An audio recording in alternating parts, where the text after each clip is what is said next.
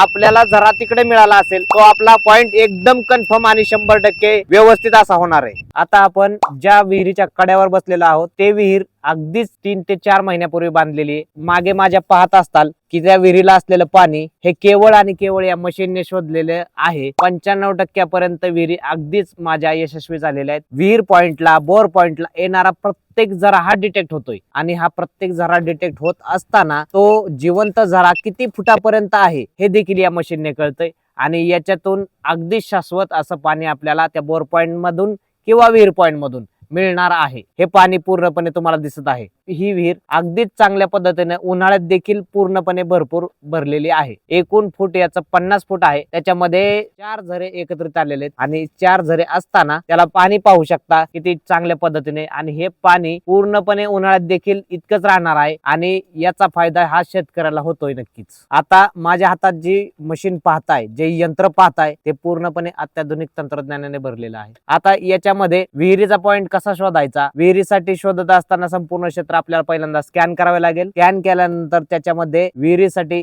एकूण किती फुटापर्यंत विहीर घ्यायची आणि त्या विहिरीला असणारे झरे हे 4 पेक्षा अधिकचे झरे पाहिजेत। जर झरे असतील तर ती विहीर आपल्याला कायम करता येईल आणि त्या विहिरीसाठी आपल्याला योग्य पॉइंट शोधता येईल। ती विज्ञानाची जोड आपल्याला या मशीनच्या साहाय्याने मिळते आणि जी आपल्याला बोर पॉइंट विहीर पॉइंट साठी जी ॲक्युरसी म्हणाल किंवा जी शाश्वती म्हणाल ती या मशीनने अगदीच मिळते आपल्याला आणि याचा फायदा सर्व महाराष्ट्रातील शेतकऱ्यांना होतोय। आता शेतकरी मित्रांनो या मशीनचा फायदा किंवा याचं जर खरोखरचं उदाहरण ज्वलंत म्हणाल तर माझ्या मागे असलेली ही विहीर आहे।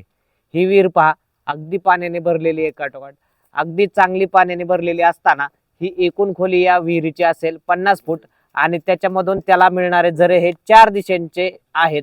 त्याच्यामुळे ही विहीर अगदी उन्हाळ्यात देखील योग्य पद्धतीने चालणार आहे। आता ही विहीर पाहण्यासाठी या मशीनच्या माध्यमातून आपण प्रयत्न केला। मशीनच्या माध्यमातून विहीर पाहता असताना आपण पूर्ण क्षेत्र यांचं स्कॅन केलं।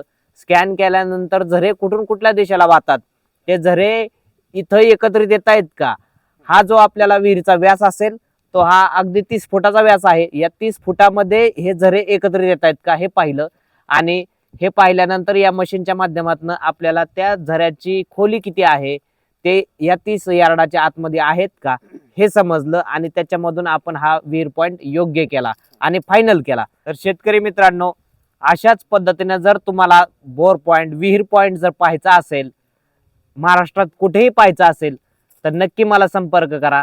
माझा नंबर आहे 95 61 89 62 69 आणि शेतकऱ्यांनी नक्कीच याचा लाभ घ्यावा या मशीनचा। या मशीनच्या माध्यमातून आपण योग्य तो बोर पॉइंट किंवा विहीर पॉइंट देत आहोत।